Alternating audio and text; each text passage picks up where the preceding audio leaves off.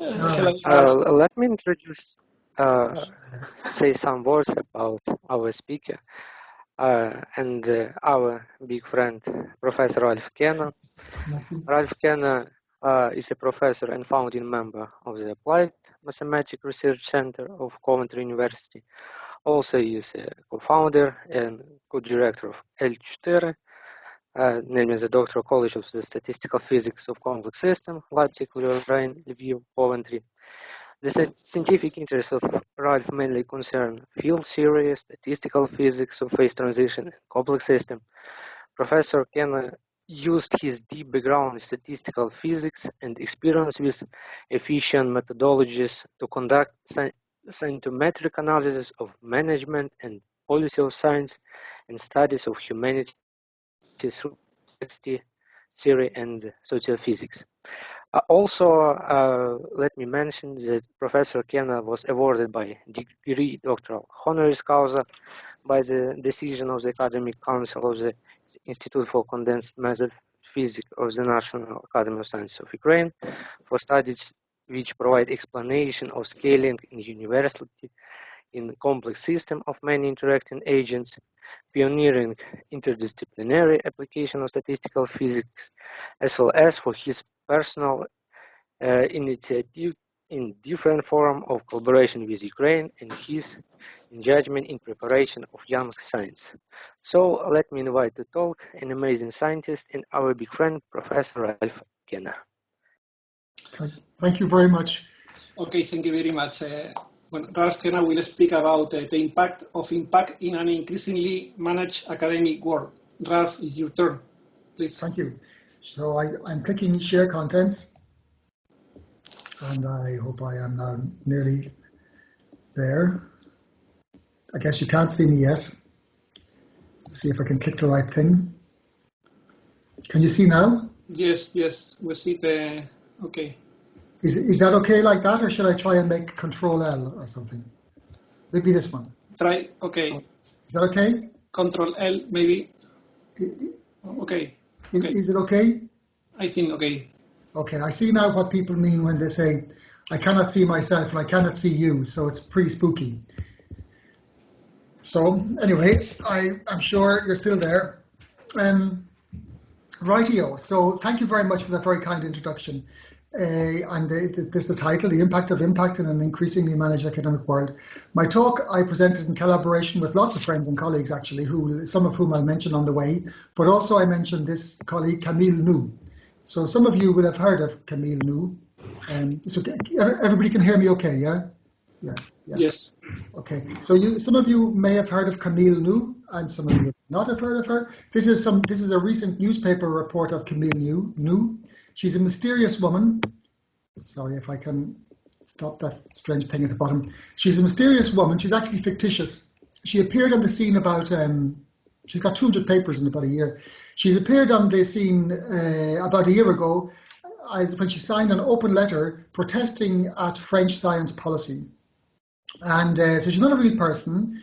She's fictitious. She's designed to basically protest against individualism in science and in academia generally, and to advocate for the old beliefs and the old values and ethics of academia, where we're kind of all in it together, and to kind of be a little bit against the excessive corporatization of the academic environment nowadays. So she's attempting to bring back ownership of the academic world to academics and away from a new class of managers.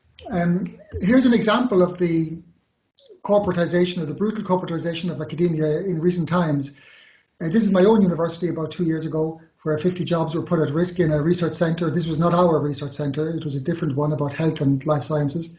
The reason, I mean, these managers who are not really academics, they close research centers and terminate research contracts on a whim, basically. They do so because they're guided very much by research targets and monetary targets, corporate targets. It's not just unique to Coventry, or certainly not unique to the United Kingdom. Here's another example in Denmark. This one concerns the humanities. The humanities are especially under pressure because it's very difficult for them to connect with the modern needs of industry and so on. So you see these headlines in newspapers all of the time. Here's typically, let's say, the profile. I don't like to use metrics, but managers like to use metrics. So I'm describing, this is the typical profile of a manager nowadays, academic profile in terms of the H index. It's not very big. This might be an academic who has a good academic standing for a long time.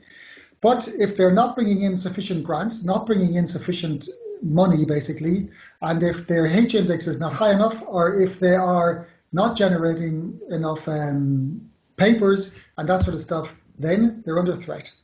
So the entire concept of freedom in academia is under threat.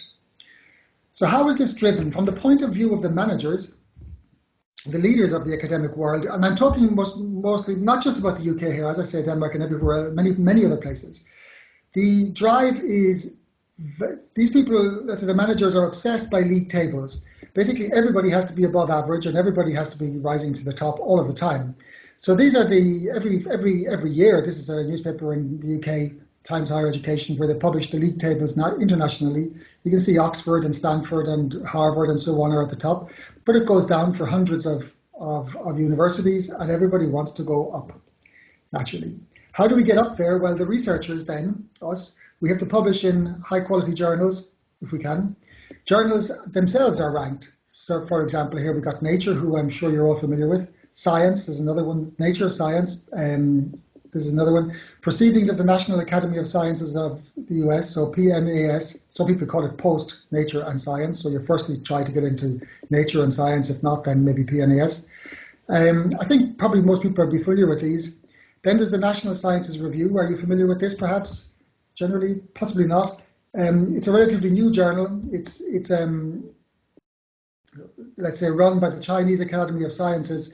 Actually, it's run by or hosted by Oxford academics. So Oxford University lends the prestige to the journal, and the Chinese Academy of Sciences basically run it. So it's an entirely Chinese journal run by Chinese editors and Chinese associate editors, and you have to pay a fee to get your paper published in there. Okay, so now, so we're on to how research is measured, basically, and how is it measured? This slide is this is impossible to read. Don't worry. It just means really these words at the top are the ones I want to point out. It's from a research paper recently, the diversity of European research evaluation systems. So the point is that lots of different countries in Europe and around the world have their own research evaluation systems, and they are diverse, different methods in different countries. Some are based on peer review, some are based on metrics, and some are some sort of a mixture between the two. I want to focus in on the UK system, which is probably one of the most, let's say, for want of a better word, you might call it advanced, the most developed, let's say, research evaluation system, as it's called, the REF, Research Evaluation Framework. It has the Ukrainian system is modeled a little bit on that or influenced by it some way, so it does spread around the world. It started back in the days of Margaret Thatcher, who had a very corporate view of the world, let's say. And in reference to the last talk, I think Margaret Thatcher was the one who said there is no such thing as society. She was only interested in the individual back then. That was the greed is good mentality. But anyway, she started this research evaluation framework mechanism, which over the years has evolved. It occurs every 7 years approximately. 2008 was the first time I was involved. 2014 there was another one, and 2021, which is now, there's also a research evaluation underway. That's why this is very prominent on my mind, and that's why I present this type of thing in this talk, because we spent a lot of time preparing for our submission for this research evaluation framework.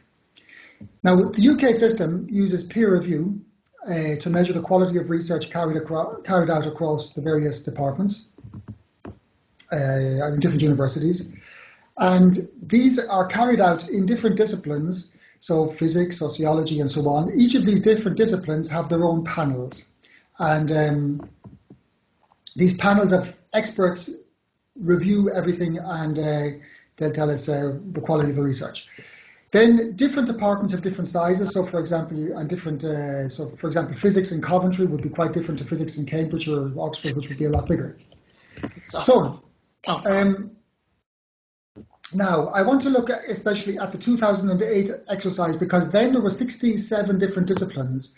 So, for example, applied mathematics, which included theoretical physics, was one discipline, whereas nowadays, in 2021, there are only 34 disciplines. And that means that it's not that disciplines have disappeared, but they've become absorbed into other disciplines. So, for example, mathematical sciences includes now applied mathematics, theoretical physics, statistics, and pure mathematics. It's all in one. So this is the most granular data we have is coming from 2008. So it's a good one to analyze.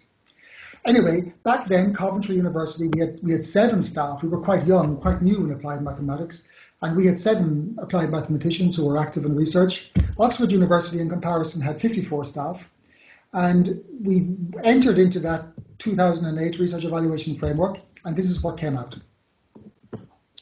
On this vertical axis here, we've got quality of research. Don't worry about how this quality is measured, except for you only need to know that this is measured by peer review of papers, of research papers.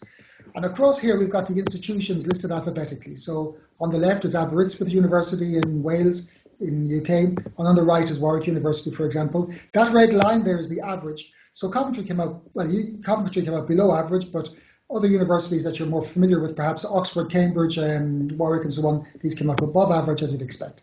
And these are the basis of the league tables.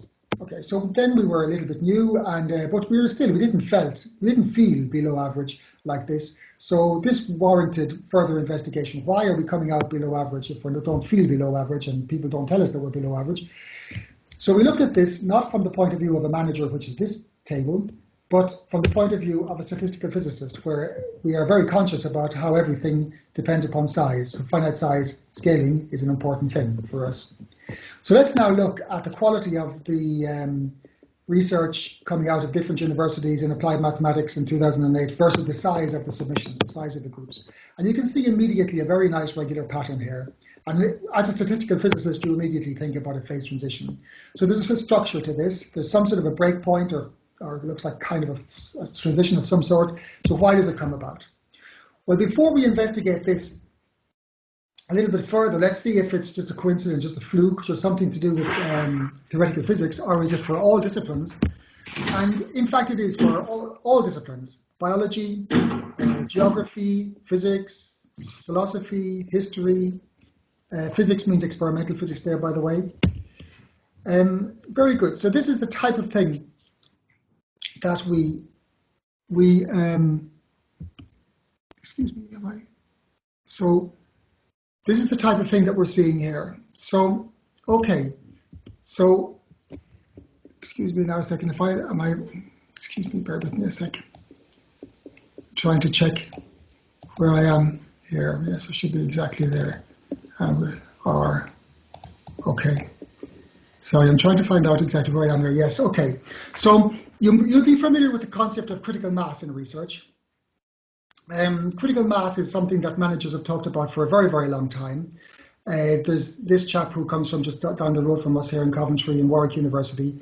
He said back then, is there a critical mass in research and what is it? I don't know the answer, he said, but I'm thoroughly familiar with the question. This is the old idea of critical mass. So people had the idea that if you have a small research center, that doesn't really work. You have to get above a certain size before you get good, basically. But we don't see this type of pattern in the data that we've just seen. This data is something else. So we have to explain this data or understand this data. And another thing that's hovering around in the background of our minds is this concept of the Dunbar number, which perhaps some of you might have heard of. Robin Dunbar is an anthropologist from Oxford University, and back in the 1990s, he did something quite famous then. He looked at the size of the neocortex, so basically the size of the brain in various primates, various monkeys and chimpanzees and different things like that. And he found that the group size in which these animals hang out, in which they associate, their social groups, the social groups of primates, is a function of the brain size. And he was able to extrapolate to the size of the human brain, and he found that humans typically associate in groups of approximately 150 people. And that number became known as a Dunbar number. It somehow measures some sort of a cognitive limit, or the amount of people with whom humans typically interact. Of course, this is well before the time of social networking and also social isolation and the virus and stuff like that. So he was looking back to quite in the olden days, really the medieval times and so on. And actually, even in literature, this number occurs quite a lot, the Dunbar number of 150. For example, if you're a fan of the Game of Thrones TV series or A Song of Ice and Fire, the famous book series, this is also the average degree, to use a network term, of the main characters in that Game of Thrones. So we are well evolved to deal with 150 associates. But what about us as academics? As academics, of course, we operate quite a lot closer than if we're collaborating together in a research centre, we are acting as kind of different types of humans. So in the case of the theoretical physicists or the applied mathematicians, for example, it would be very hard to interact with 150 people. So Bertrand Berche, who gave the talk yesterday, 2 talks yesterday, and myself, back after the 2008 REF results, we decided to model this, to model the behavior of academics. So now we're thinking about academics in a research center, and they're interacting with each other.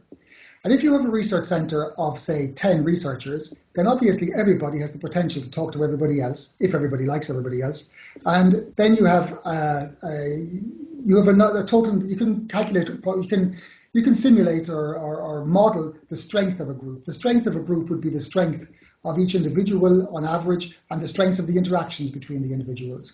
But if you've got a research group of 100 researchers, then it's very unlikely that any individual can collaborate with 100 other people. So you have some upper limit to the number of people you can work with effectively. And that's basically the Dunbar number for academics. So we were able to put a model of this together. I don't give you any further details about the model, except to say that the model worked pretty well. So we are predicting now something like this, that research quality coming out of a research group is a function of the size of the research group. The research quality is growing approximately linear with group size, and then once you get above a certain threshold, which we kind of identify as a Dunbar number for different academic disciplines, it flattens out. Research quality then not quite flattens out, but nearly flattens out. We can also we can ask the question, what would happen if you want to invest in research? So suppose you want one more theoretical physicist in the UK, you want to invest into one more theoretical physicist in the UK, where should that person go? Should the person be added to Cambridge University, or should the person be added to Coventry University, for example? And it turns out that while it's probably best for the individual to go to Cambridge, but it's best for society if the person comes to Coventry. Because putting one more researcher into Cambridge University will make no difference, really. Everybody just shuffles slightly. But putting such a person, one more researcher, into a relatively small research group can dramatically change that research group, as everybody has the chance to interact with this new person. But this only works provided that the research group is not too small. If it's too small, then it's kind of a lost cause. So this is what we define as critical mass, a different concept to the critical mass that managers, let's say, would have thought of before. But this is one that we can model and we can show using mathematical considerations. And the critical mass, as we measured it, was approximately half this Dunbar number, or this breakpoint. Okay. So on this basis, Bertrand and I were able to not calculate exactly, but we were able to empirically measure the Dunbar number of different academic disciplines. And then for applied mathematics or theoretical physics, it's about 13. And for different disciplines, it's different numbers. So for example, for geography there, it's about 30. For chemistry, it's 36, and so on. And the critical mass is about half this size. So you'd need to be about at least half that size to thrive as a research center. Actually, the full story is a little bit more subtle than this, because as a group grows in size, then you tend to get little subgroups within groups, or blobs, as we might call them, to use another physics parlance or chemistry. So you get subgroups within groups, and these subgroups interact with each other. But when we look at our data, we can even find things like the optimal group size. So here's, for example, the data coming from biology and from earth sciences. We've partitioned these. Actually, I don't even. Well, we can see that we've got small research centres. These ones mostly in blue here, and larger research centres mostly in red there. And the Dunbar number is the transition point between the two. Sometimes there's an overshoot. That means we're talking about large research centres who are behaving as if they're small research centres. We believe that such research centres are maximally connected. So everybody is friendly with everybody else, and everything is going very well in such a research centre. It might be very well run, very well managed. Nobody has fallen out with anybody else. So it's not fragmented into different subgroups or anything like that. And these are typically, we find this quite a lot, the optimal size of research centres tends to be research centres which are operating as if they're small or medium, so everybody is interacting, but they're not so big as that they fragment. Physics, the same thing. Applied mathematics, the same thing. So we see this a lot. In English literature, literature research centres, in the case of, we're in England, so we looked at English literature research groups. Also, the best performing, in terms of quality, there's the quality axis, the best performing research centre in this discipline was one which is just slightly above this Dunbar number. Actually, this number is about 35, I think it is here. It's also, as it happens, it's the typical cast size in Shakespeare's plays, as if Shakespeare knew about this, and it's also the typical size of the typical number of characters in each of the chapters of Game of Thrones. So it's as if the chap who wrote Game of Thrones knew exactly what he was doing like this. One thing we didn't mention is negative links. You can't have negative links in a, well, we kind of did. If negative links happen in your research centre, then that can be quite catastrophic. I've shown you back there what's happening for everybody interacting positively with everybody else, and then you can have an optimal research centre. Once people start to fall out, then things get pretty rough, and so that makes everybody sad if people are not interacting positively between each other. Anyway, that's basically, I don't go any more on this direction for the moment, but that's basically our analysis of the 2008 research evaluation framework. So that's an old study that we did. Just in case you think there's anything wrong with us, we're fine. This is I've given you the results of the 2008 research evaluation framework. After that came the 2014 research evaluation framework, and this is the results for Coventry. So this was the mathematical sciences in the UK.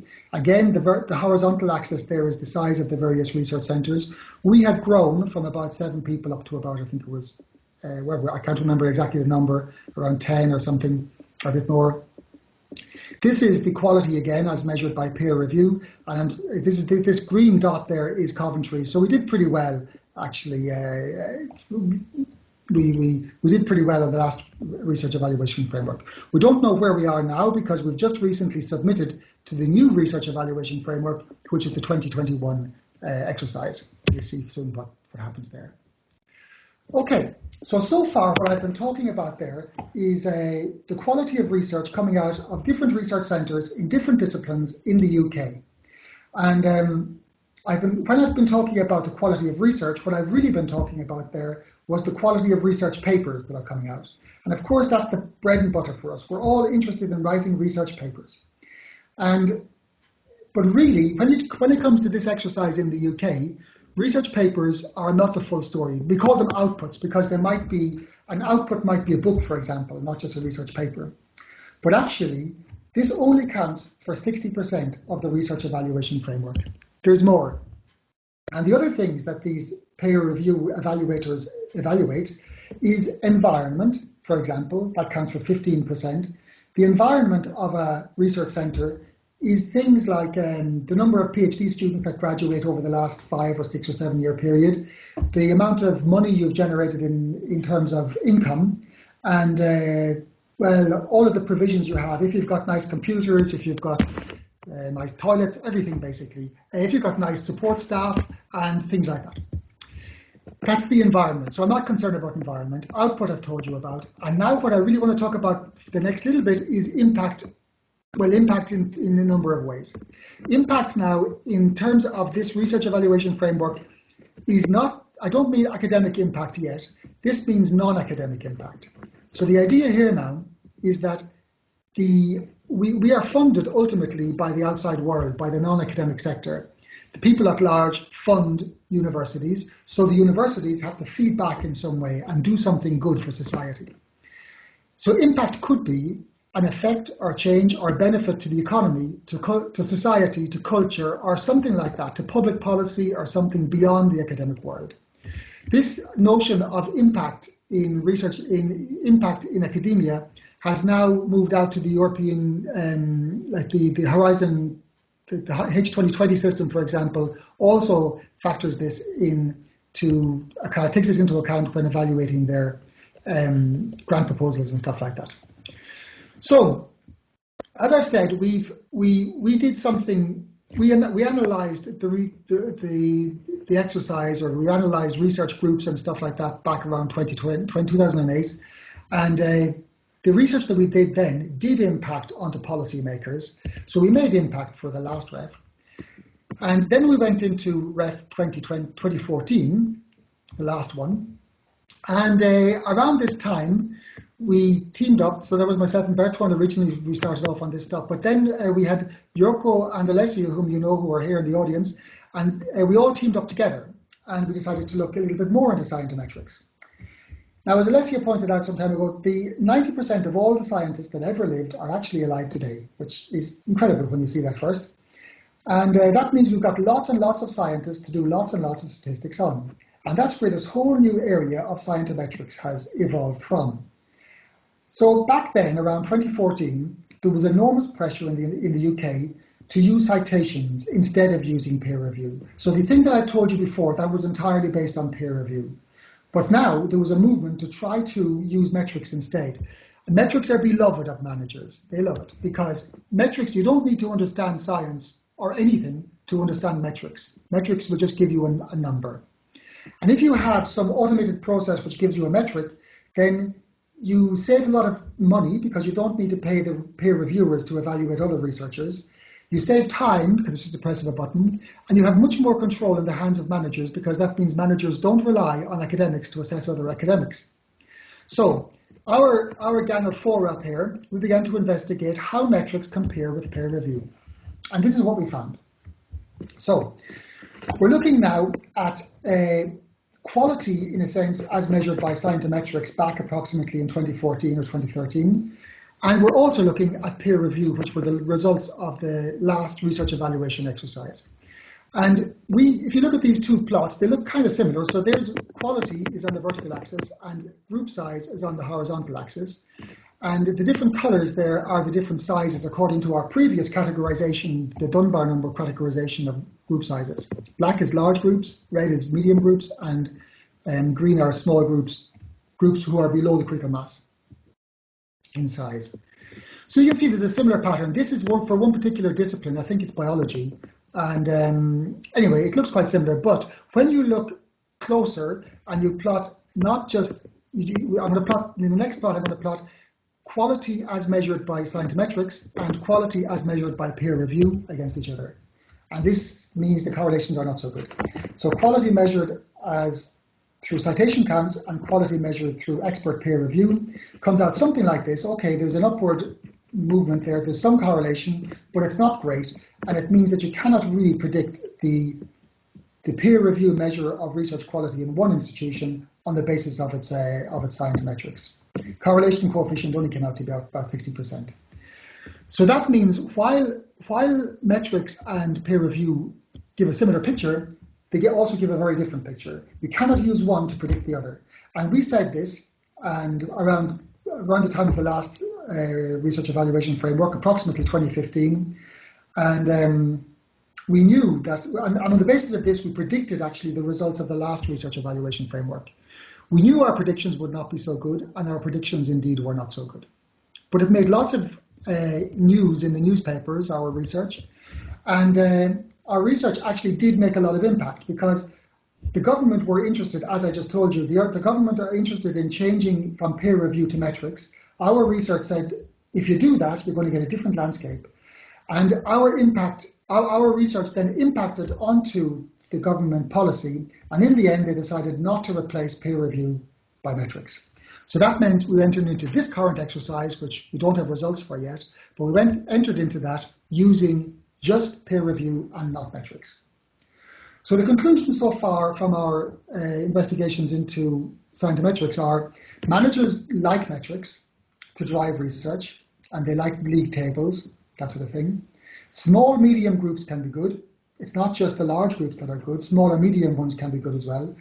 We quantified critical mass, which is something to do with this concept of the Dunbar number. And Peer review and metrics are similar, but they're different. Very good. Very good so far. So, and also, of course, the other point is that non-academic impact is an important thing to survive. Okay, very good. So now I can move on. I'm just checking that everybody's still there. Sorry, forgive me for my doubting. I'm just peering in, and luckily I think I see Juan there at the bottom of the slide. So thanks for being with me, Juan. At least we have one person. So very good. So far so good. That means we're still alive because we have impact, and we've kept the managers off our backs a little bit and told them to trust us. We are scientists. So I've told you now about impact, which is on the non-academic world, impact on policy, impact on media, and that sort of stuff. What about academic impact? Well, if I go back now, we were very, very happy with this work that we've done, and we made lots of impact, as I said. And originally, when we started off on this little venture, myself and Bertrand at least, when we had a little bit of hope, we decided, we thought that, well, the work that we're doing here has a lot of potential. It matters not just for physics. It matters not just for statistical physics. It matters for all disciplines. So we thought we need to communicate our research to the world via a high-quality international interdisciplinary journal. So we went to Nature. But Nature said, no, you're not coming here. Then we went to Nature Physics, thinking we might get a little bit more sympathy there. But no, they said no. Then we went to Nature Communications, and they also said no. So we tried. We knocked on the door of Nature, but they did not publish our work. They said, because your manuscript does not report original research findings from the natural sciences, I'm afraid it falls outside of the scope of Nature. So in the end, we went to our old friend in EPL, and we published there, and they liked it. And we published in lots of other journals, such as Scientometrics Journal, Research Evaluation Journal, an OEC Journal of Higher Education Management, and all sorts of journals. We published in lots of places to try to get the word out and about. But we couldn't publish in Nature. So, c'est la vie. However, then, that was back about 2010, 2011, 2012. Then in 2019, Nature saw the light. Nature published this paper, Large Teams Develop and Small Teams Disrupt Science and Technology. So this paper appeared in Nature. This paper asks whether and how the character of the science produced by large teams differs from that of small teams. We asked how the size of research groups influence the quality of research. So they say big teams aren't always better in science. We said small teams and medium teams indeed can be good. This Nature paper concluded findings suggest that recent trends in research policy and funding should be reassessed. We said if external funding becomes available, it's beneficial to support groups which are medium in size. So we had very similar questions, very similar conclusions. We had different methods. They use metrics and we use peer review. But it seems Nature now have moved away from this thinking that science is just about the natural sciences. Now they like also scientometrics. So that's great. So we were very happy to see this. This is one of the press releases for their conclusions. Bigger teams aren't always better in science and technology. Very, very good. There is an extra thing that they do actually in this paper, which is they develop a new metric. And I'll tell you briefly about this metric because it's actually quite interesting. This is a new thing that you might not have heard of before. It's called the Disruptivity Index. It's called D, you see here. So I'll explain this now from this new Nature paper. So imagine you've got a paper, and your paper is this one in blue. They call it the focus paper. You can forget about these two things on the left for the moment. Just concentrate on this one here where my mouse is just hovering around. So you've got a blue dot there, which is your paper.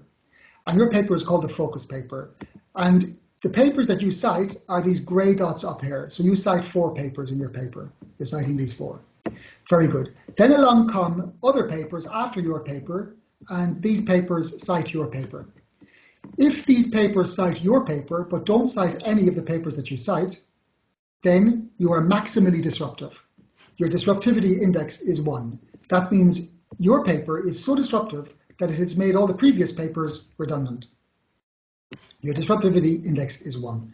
On the other hand, over here, you've got this one. You've got, again, these are the papers which your paper cites, and these are the papers which cite your paper. But in this case, all of the papers which cite your paper also cite all of the papers which your paper cites. And in this case, your disruptivity is minimum, which is -1. You could also have a disruptivity of 0. Anyway, so they invented this metric, and that's that. So we very much like to see this, because now Nature are finally, people, you can publish your scientometrics research in Nature. So we look through the pages of the publication to find our paper was cited somewhere, but no, we weren't cited. We weren't published in Nature and weren't cited in Nature. But okay, then when we looked in more detail, we found that in that paper, there's only 11 around our time papers cited, so very few modern papers cited. And actually all the authors of all the papers that are cited all have US affiliations, and we're not from the US. So it's nothing personal. They didn't just not cite our paper, but they didn't cite any paper from outside the USA. Okay, then we suddenly had this bright idea to look into the supplementary information of the paper in Nature, the first scientometrics paper in Nature. And we found, again, well, actually, two papers there are from outside the USA, both from ETH Zurich. Maybe the referees knew to recommend this. And indeed, we look at the referees, and because they can tell us, Nature tell you now who the referees are. And there was this chap who was a very famous scientometrician from ETH Zurich. If we go on to the next slide, we can look, does anybody know about our work at all in the academic world? Or does just the politicians and the newspapers know about our work? So we look at there's a paper in some scientometrics journal by this referee, and that paper, well, actually it does mention our work, it even uses our data in the paper, but it's very, very strange, because they're not citing us, we're not actually cited. Instead, there's a photo, almost a photograph in a table of our numbers, but not actually cited. But then again, in that, if you look through the full list of references in this paper, you find no reference to anything that went before, but maybe given that all of these references, or many of these references, are full of the actual author's name, maybe they just didn't have room to put us in. Okay, so, or maybe they're too busy, because it turned out that this referee is publishing something like 38 papers per year over the last number of years. And indeed, there are some scientists who are publishing something like a paper every 5 days or a paper every week. And indeed, in about a month after that Nature paper was published, the referee published those papers in the same topic. So this becomes very interesting if you want to get published somewhere, or if you want to get your paper to be, let's say, disruptive. How would you play the game? Well, is there a game to be played? And do people play the game? Or if you were to play the game, now that we have a metric, how would you play the game? And the way to do it would be, given that we now have a formula to measure your disruptivity factor, there is a strategy. If you were, let's say, less than ethical person, if you were not Camille Nu, but you were a less than ethical person, how then would you play the system to maximize your disruptivity index?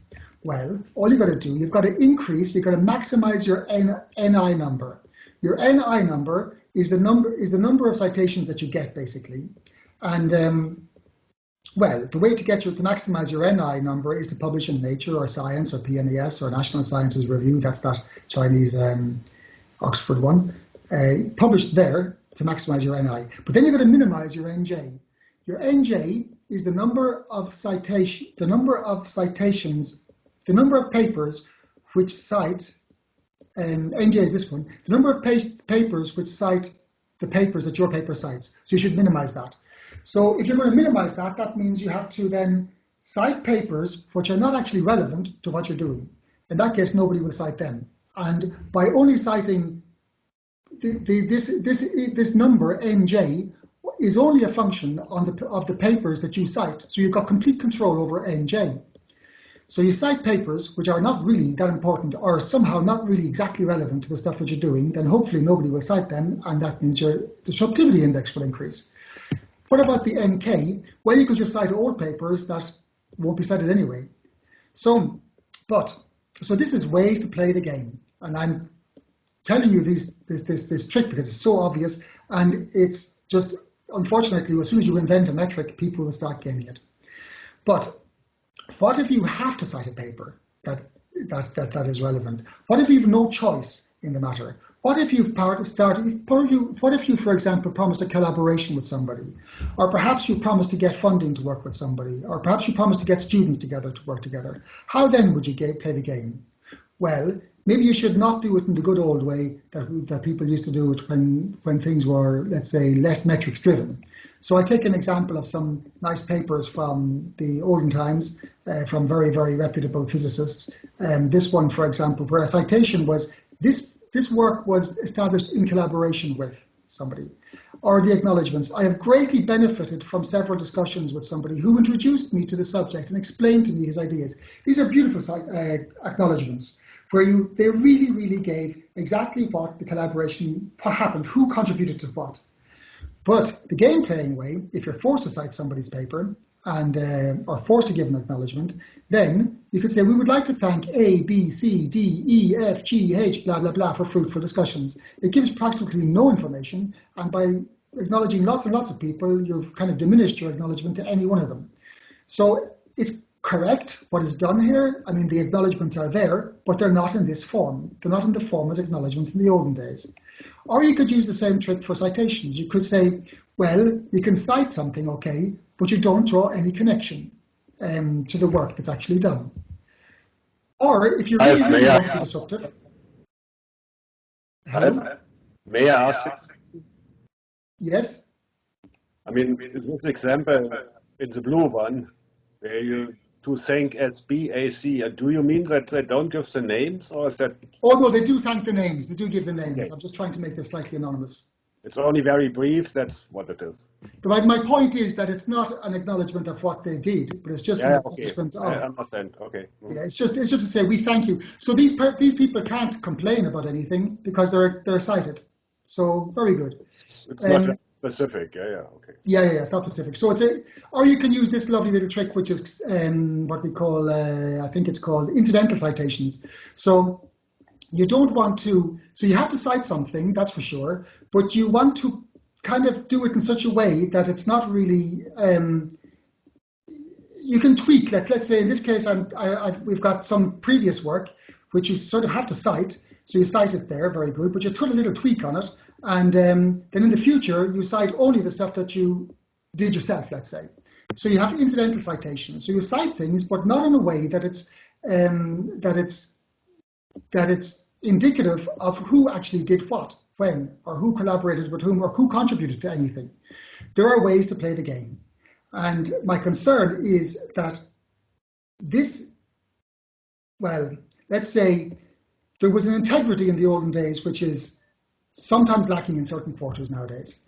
So I know that some of us, myself included, are interested in tracking. I mean, for example, Reinhard explained very nicely yesterday, he was interested in how ideas flow amongst the scientific community. And we're all interested in that. So we need to find some sort of a way to, let's say, keep, or can we indeed track this game playing to detect this type of behavior? Or let's say the behavior is not exactly, it's very hard to know, it's not exactly plagiarism because you're not copying something word for word, but it's something very sneaky.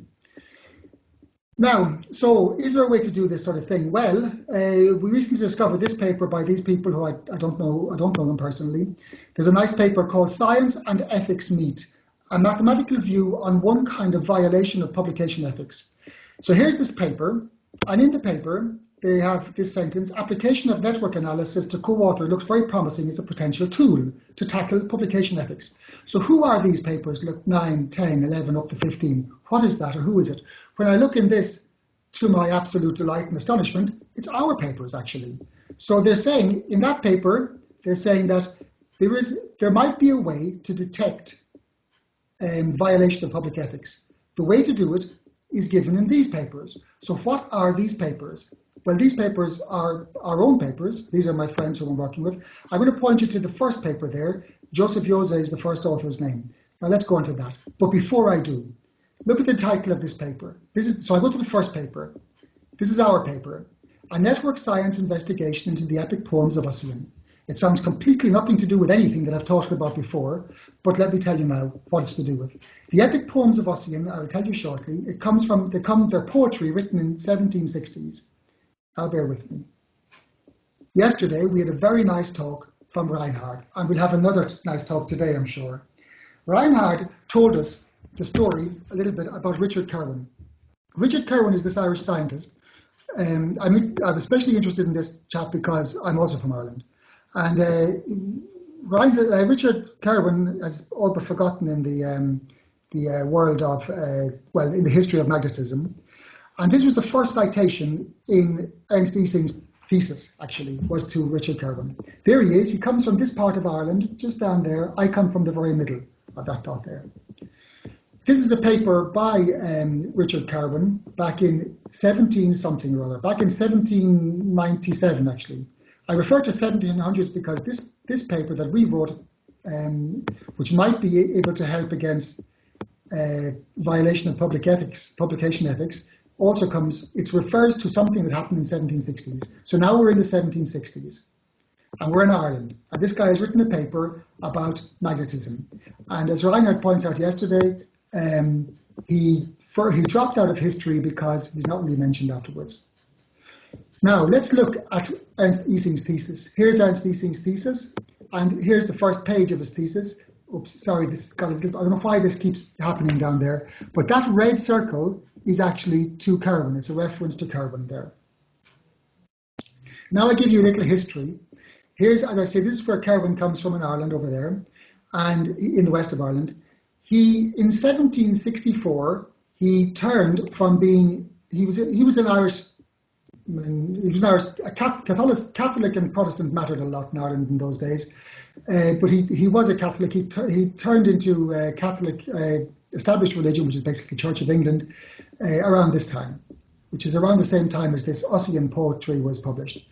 He lived in London, and he was a fellow of the Royal Society in London, and he was also high up in the Irish. So he basically, after he was doing this magnetism, he went on to do a little bit on trying to make the scientific world a better place in Ireland. But if you look back into his history, Richard Kirwan, apart from being a physicist, he was also a member of this organization, the United Irishmen. This was a secret organization back in the 1790s, which was advocating for basically freedom and the overthrow of British rule in Ireland. So lots and lots of political stuff going on there back in the 1760s. There he is again, Richard Kirwan. I looked up some biography of him, and apart from doing chemistry and physics and magnetism and stuff, I was astonished to see he also did comparative mythology. And that brings us back to that paper that I just mentioned. He did some comparative mythology, which is the sort of weird stuff that we do also in our gang. So what did we do here, and how can this possibly affect anything? Let's have a little look. So more background and more politics. Back in the olden days of the 1700s, there was the Battle of Cologne in Scotland. The Battle of Cologne was where it was the final showdown between the Scottish and the English. It was where Scotland was fighting for its independence, but they lost in this famous battle. And that was the end of Scottish independence until, well, maybe soon Scotland becomes independent again. And then, out of the blue, in 1760, this chap called James Mcpherson came down from the mountains of the Highlands of Scotland, and he published poetry, basically. He published poetry which he claimed to come from the 3rd century. It was poetry that was translated from the original Scottish language called Gaelic, and it was translated into English. People really, really liked this poetry. So it had a certain style and a certain diction which people very much liked. And the world, this chap Mcpherson went back up the mountains and he found more poetry in the original Scottish language. The Scottish language is Gaelic, and it's very, very similar to the Irish language called Gaelic. So he brought down more poetry and he published it, and people of the world rejoiced. In literature, Blake, Byron, Coleridge, Shevchenkov, and all sorts of people were really, really happy and were really influenced. So lots and lots of impact. Musicians started to compose work which was influenced by this poetry. Artists, Thomas Jefferson said this 3rd century Scottish bard called Ossian was the greatest poet that ever existed. And lots of interesting things happened like that. And people immediately began to compare this poetry, which was really an epic. This poetry was something like coming from Homer. So this was very important, because back then, the British establishment, they saw the classics, that means the Greek and the Roman literature, as being civilized. Basically, Greece and Rome were civilized countries, and the British Empire was the inheritor of this civilization. But other countries, such as Scotland, Ireland, and so on, these were basically barbarous. So them being barbarous, that means you could conquer them, and you could colonize them, and you can replace their culture, and you can replace their poetry and replace their mythologies. Because if their mythologies and their culture is devalued or inferior, then you can replace it. That was the philosophy back then. So the conflict that happened here was enormous. This was in fact considered as the biggest controversy ever to happen in literature. It was one of nations, Scotland versus England, Scotland's very right to exist. It was one of romanticism versus classicism, of nationalism versus imperialism. It was a big thing. Now I go to the reaction in the 1760s in Ireland. This is where Richard Kerwin was at this time. And the reaction in Ireland was one of absolute outrage. People immediately recognised these poems that came down from the mountains of Scotland, as not being from Ossian at all. That they recognised them as being fake, as being made up, as actually imitating Irish mythology. So they say thinly veiled characters, places, and situations from the Irish epic tree. So there was a strong mythology in Ireland which really existed, and existed for a long time, but now it was being overwritten. And it was overwritten in a way that was not at all acknowledged. And so the word imposture came about, and people had a big row about this back then. Okay, so this brings us on back to the modern times, so back to our paper, where we asked the question, was this Ossianic poetry, was it really like Homer's work of the classics, something that's something similar to the Greek classics, or is it something that was, let's say, pinched from Irish mythology? So we looked at networks in the modern statistical physicsy type way. We looked at the networks which are embedded in the texts, the Ossianic poems, the Iliad, the Odyssey, and all of these different narratives from the classics and from Irish mythology. And we did lots of work. You don't glean anything from this. I'm just wanting to convince you here that we did lots of hard work. And in the end, we found that, the patterns that we observed in the poems, in these Ossianic Scottish poems, were very, very, very similar to the Irish texts. Very, very similar to Irish mythology. That's this plot on the left. But very dissimilar, very unlike the Ossian or the Iliad or Homer's works. So it means that the claim that people were making back in the time of Richard Kerwin, of these Irish guys were making, was that this Ossianic poetry, which gave Scotland the right to exist as an independent country, that these were actually pinched from Irish mythology and basically overwritten, like as if you would do something dodgy in citations nowadays and write something that without acknowledging it properly. This was back in the 1760s, so I've taken you on a crazy trip back from now to the 1760s, and why should we care? Well, maybe one reason why we might be able to care is because Richard Kerwin cared, and we've kind of forgotten about Richard Kerwin. He was a good guy. So if he cares, maybe we should care. Also, Camille New cares, because after all, that paper that was the link between what I've told you before and what I told you about this poetry stuff, is this paper, Science and Ethics Meet, a mathematical view on violation of publication ethics.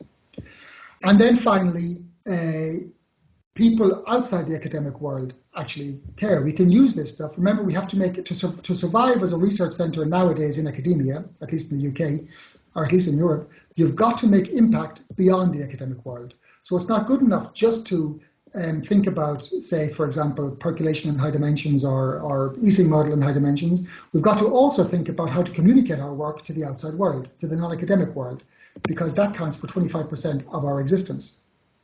Now let me take you back to Ireland again, here, on this journey. So as I said, this is Ireland. This is where I come from, and this big red dot there. Richard Kerwin came from down there in the west of Ireland. In this town where I come from, there's a river. There's the river on a sunny day, and the river's name is the Shannon. So incredibly, about 2 years ago, the managers of the town, the council of the town, decided to make a monument which would symbolize the town. and it would symbolize the river's position, or the town's position on the River Shannon, the longest river in Ireland. So they decided to put this monument up, which would be the god of the river. And as you can see, this god, so this is now just 2 years ago, actually 1 year ago. Actually, this monument was only erected about 4 or 5 months ago. So this is a neoclassical monument. It's a monument that looks like something that comes from the classics. It looks like Homer or one of these guys, or Neptune or something. And this monument is supposed to hark back to Irish mythology.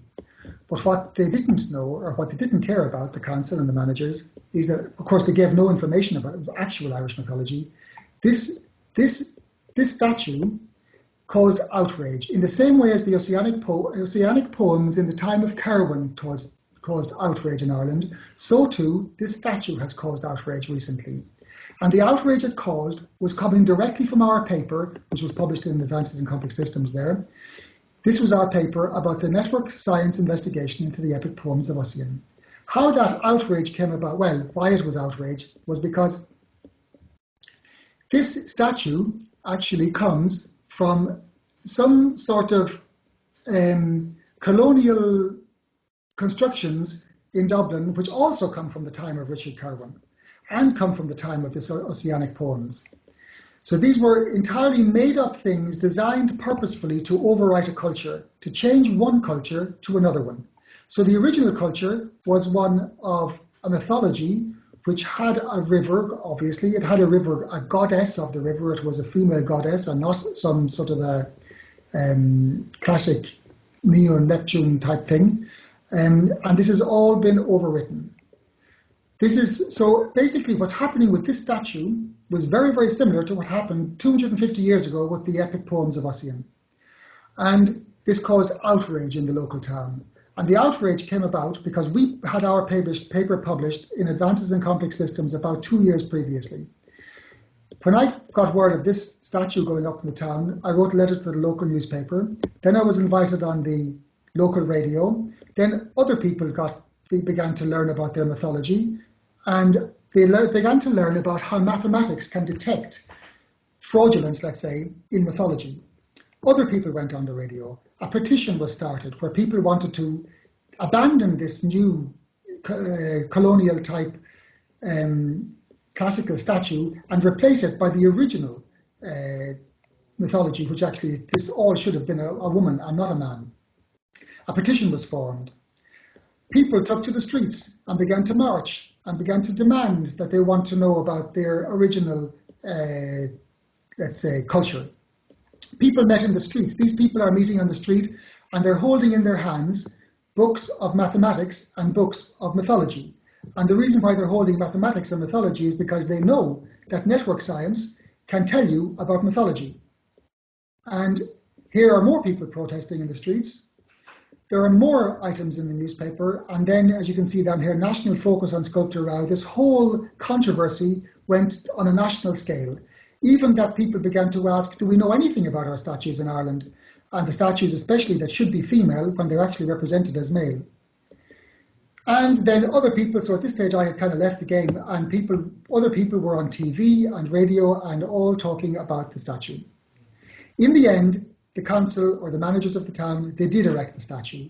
And actually Juan, I think, is very familiar with this as well, because Juan witnessed this when he was a tourist in Ireland and saw this statue himself, I believe. Not in Athlone, but somewhere else. And so the point now is this statue exists, it is there, it's in place, but it is not respected. Because everybody knows that that statue should be one of a female, and it should be from the original Irish mythology and not something constructed by some colonialists just so that they can replace a culture. So the point is, all of this is impact. All of this came about from doing network science and applying it to culture.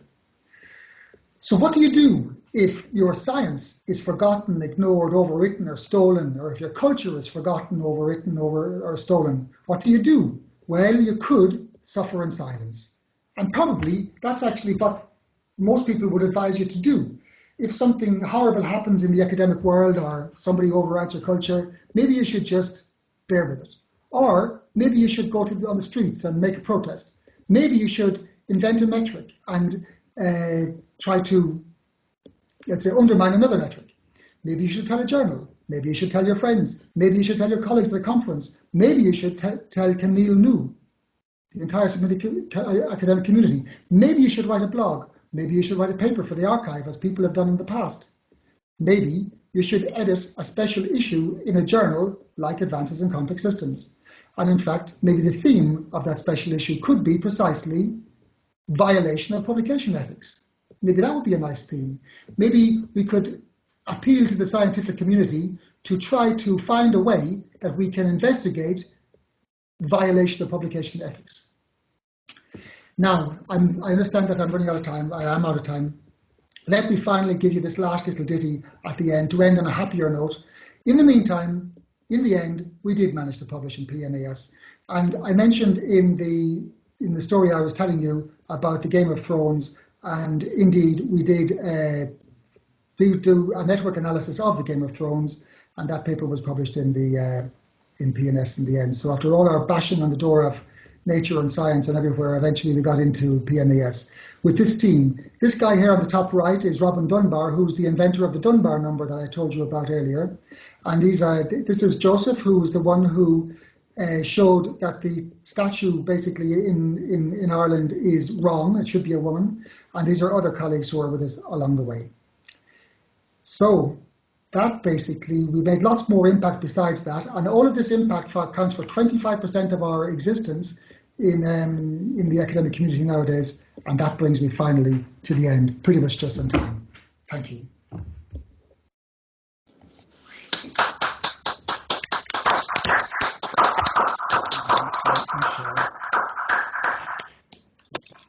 Okay, thank you very much, Ralph. Very interesting, as usual, talk.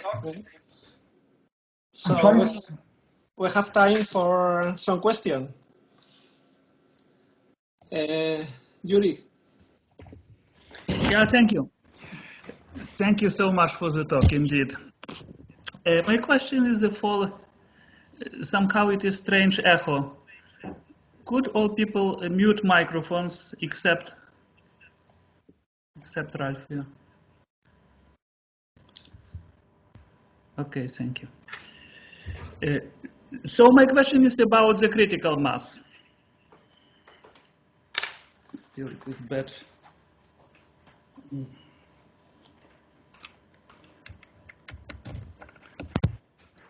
Is it better now? Hello? Yeah, I can hear you. We can hear you, I think. Much better, yeah. About the critical mass. You spoke about critical mass, which is different for different professions, so to say. What about multidisciplinarity? I still hear a lot of feedback. Is it okay?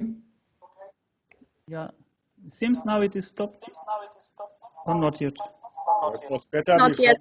Not yet. Anyway, I heard your question anyway, Yoko. What about interdisciplinarity? Indeed, I don't really know the answer to the question, but well, I suppose I kind of do. Well, maybe I do. There is an answer. When I showed you those plots that I showed you about the critical mass and the sizes and all this stuff, here they really do partition the research disciplines into distinct disciplines. So this is the data we have. So we have to analyze the data that we have. We don't know. We just take that as it is. But it is. There is a comment. I mean, as I say, 25. I mean, the data that I analysed in the beginning, this was coming from 2008, when there was no impact. Impact wasn't a factor then. Then people were only interested in scientific impact, or academic impact, and not impact on the outside world. Since then, this new thing about impact on the non-academic impact has come into the game. It turns out that a lot of non-academic impact comes from interdisciplinary work. So it's very, very hard to make impact on the outside world from within your own discipline. At least certainly it's very, very hard to do this in statistical physics. I mean, as I say, it's very hard to communicate to the public or to policymakers why doing percolation theory in 7 dimensions is really, really, really important. This is a hard thing to get people caring about on the streets. But when you do interdisciplinary work, you can link the 2 disciplines like mathematics and mythology, and suddenly they understand that mathematics is important. Okay, thank you.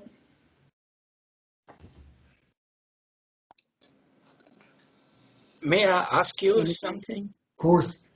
Yes, yes. Please. Well, it was very. I have to say there were many topics in your talk, and I can only go to a small amount of that. So I think about the historical development of science, and you see that the groups which developed, and I will begin my talk with a group of Lens, that were a small group. You had a small amount of scientists, a very, very small amount of women in science. But this changed after the war and over the years. And now you have an enormous amount of scientists. This is one condition. And the other condition is you have an enormous amount of scientists working in applications for economics. Therefore, you get these economical scientific methods to measure how important is science for economics. I see this as a main point in measuring, because the state has to pay for you, and on the other hand, he wants to get something which increases the economics, even not the culture. So could you show this also with your data in some way? That would, for me, very important to see how this situation, that we are now in the same situation as, well, if you produce a cinema, they look how many people go to the cinema and so on. And now we have heard at one Mako, the last Mako before the last one, so to say, they look at the clicks on the videos you put into the network. And that's for me something which, well, I think that's the wrong direction. How could you regulate this in a serious collection? Because at any time people wanted to have peer review by themselves. You send your colleague your paper and ask him, how do you look at that? Yes, I think your question touches on an enormous question, actually. And I think it's a question that's caused me a lot of grief, let's say, in the university, for example, because you're right. It's extremely difficult to measure impact, extremely difficult. And what I just told you about now, for example, part of that has been submitted to this exercise to be assessed by somebody, and they're going to measure this. They're going to measure how big was this impact on this, for example, our work against the statue. This will count. This will affect our future as scientists even. Somebody, could be you, could be any of us, if you were in the UK, you could be the person who would be reading a summary of what I've just told you, and you would be saying, yes, that's 4-star or 3-star or 2-star or 1-star impact. You've got to assess that. How they do it is, it's a big discussion in the UK right now. Well, I have the impression that they do it by analyzing data only. Well, that's what I see. Everything, I mean, you need numbers. Yes, they say they don't. They say that they do it they say that not everything has to be quantitative. You can also have qualitative evidence. But people have tried, for example, I calculated, for example, the amount of time, if you were, for example, I was on TV talking about mythology, for example. And so on that day, there was, say, 1 million people looked at me for 3 minutes on TV talking about mathematics and mythology. If those people all had been at work at that time, they would have earned £2 million, €2 million for the economy. So I managed to extract €2 million out of the economy by talking about maths and mythology. But it didn't flow to Coventry. No, this is money that went nowhere. So, but I had this debate with the managers in the university. I said, because they were demanding, they said, please give us the amount of. They asked the question you asked, and they wanted to quantify it. So I tried to quantify it like this. And then they said, well, that means it's negative impact. And I said, well, it depends. If you value your life looking at me on TV as much as you value your life at work, then it's positive impact. But this is the types of discussion we had, even inside the university and nationally, yes. Yeah, okay, thank you. I don't know the answer to your question. It's Okay, any more question? I would have one. Okay, please. I would be mainly concerned that they consider in these exercises only the short-term impact, and nobody can consider the long-term impact, which is much more important. I mean, when people developed quantum mechanics, they had no idea what their impact is, and even within the first 5 years or so, it was not clear what the impact is, or semiconductors, or general relativity. I mean, nobody, even Einstein, had not the idea that this would enter the GPS thing. Probably that's beautiful. Yeah, so, I mean, you have to look at the long-term impact, and that is my feeling in general. Also, when we argue at university why physics is important, we don't emphasize this strongly enough. I mean, that we would not have the world we are in if there would have been not these physics inventions some 50 or 80 years back. I mean, we take it for granted more or less that this is the way it was, but that's not. I mean, if there would have been no physics, we would not have the world we are in. Yes, in the UK, the rules are that the impact must be from work that you did less than 20 years ago. So if your work was 50 years ago, it doesn't count. Well, Einstein had no impact, so that doesn't count. That's the rules. These are not the laws of natural science. These are the laws of managers. My other question is, I mean, that is more a question. I mean, the critical group size and, I mean, whatever, this Dunbar, Dunbar number and so, I mean, do you think that this will survive the future? Do I think so? I didn't catch the last part. This will survive the future? I mean, that you can extrapolate into the future? I mean, when we see what we do now here, I mean, in particular due to the pandemic. I mean, before we had not these many Zoom meetings and these many Teams meetings and so. But nowadays, I mean, you could be completely isolated at your place. And if you have a good network, I mean, you need internet, but then you could collaborate with whomever you want, and so you can create your own group size if you want. Yeah. I mean, it may change completely. It may change completely, yeah. Yeah. I mean, previously, of course, that was confined to Cambridge, Oxford, Coventry, whatever. And the communication to the outside was, of course, there, but it was limited. But my feeling is that now we have a boost. I mean, due to this, I mean, we all discovered more or less that it is working. I mean, who used it before so extensively? May I make a Juan, comment to that? what I see is that Mariana has risen her Yes, hand. I see it on my screen. Mariana, you have the hand raised. Yes. Okay, I have just a small question. Ralph, how do you think, because this kind of behavior, it's applied not only for the science, we can see this tendency in general. And I think that maybe the root of the problem is that because during the last time, people are talking about only soft skills, so hard skills does not matter. And even in Ukraine, we can see this tendency in school universities that a lot of disciplines in mathematics, physics, they are closing. So maybe it's about the education, it's about the hard skills.